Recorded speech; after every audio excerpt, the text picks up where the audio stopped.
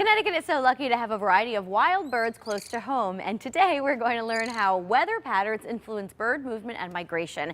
Patrick Cummins has always been fascinated by weather and is the director of bird conservation for Audubon Connecticut, as well as a WX Ed contributor. Welcome to the show. You obviously brought some friends with you today. Thank you, Teresa. First off, tell me a little bit about Audubon Connecticut.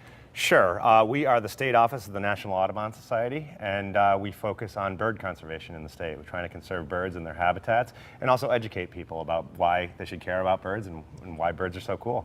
Great. And you have Sophia today with you, who is an owl of some sort. Tell us a little about her. Yeah, Sophia is a barred owl. And they're a bird that you can find throughout Connecticut. They live in woodlands, particularly wet woodlands.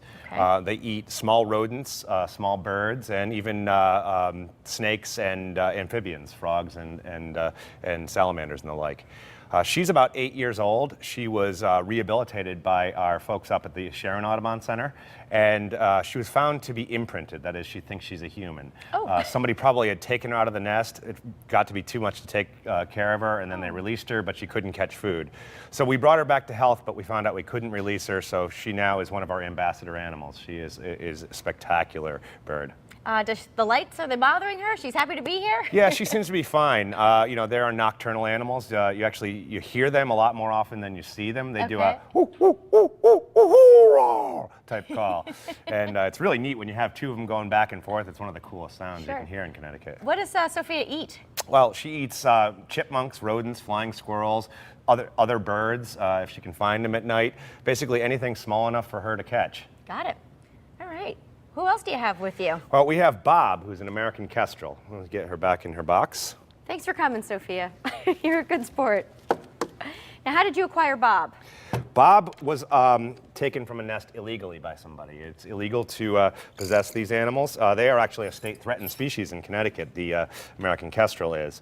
And it was confiscated by the state of Connecticut, and we have a license to keep these animals. He is beautiful. Look at him. These are spectacular. This is another bird you can find here in Connecticut. They used to be quite abundant, but they're a lot less common than they used to be. They like open farmlands and grasslands. They nest in cavities. There's a lot of efforts, including at Audubon Sharon, to bring back the habitat for them, to protect grasslands, and to provide nest boxes for them and to monitor those nest boxes. We're having a lot of success. The bird is starting to come back, but they are still a state-threatened species in Connecticut. Yeah, Bob was singing before, too. Yeah. And you could hear the sound he makes. They are a type of falcon, which are actually not very closely related to hawks. Turns out they're more closely related to songbirds and parrots than they are to hawks and eagles. That's just some new information we learned through genetics. But in the case of convergent evolution, they act like hawks. They typically eat birds, although this guy likes insects a lot. Okay. He will catch small birds, but he likes dragonflies, grasshoppers, things like that.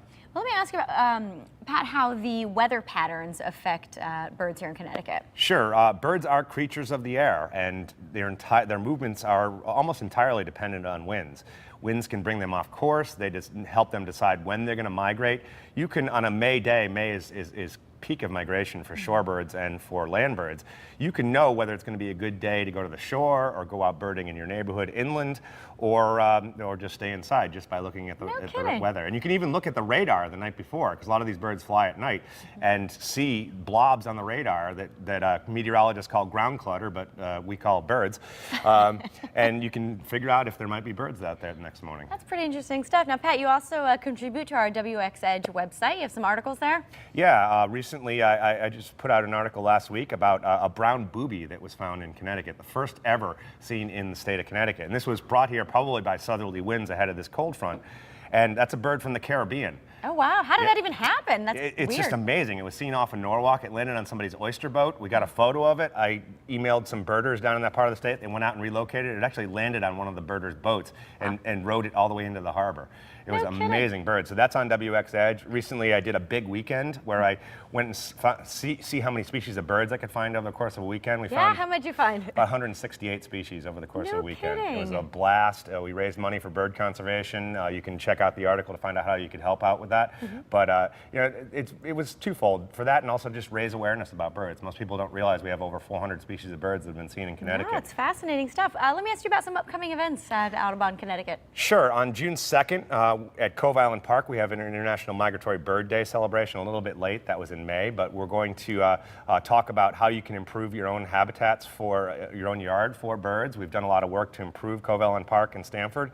And also, we will be on June 15th, we have a lecture coming up at our Audubon Center in Greenwich, which you can find out more about on our website. Very good. Well, Pat, thank you so much for bringing Bob and Sophia along. It's been really interesting stuff. Yes, you're welcome, and thank you for having me. All right. Patrick, again, as we mentioned, is a WXEdge contributor. You can find more information by visiting WXEdge.com. Stay with us. More Connecticut Style after the break. We'll be right back.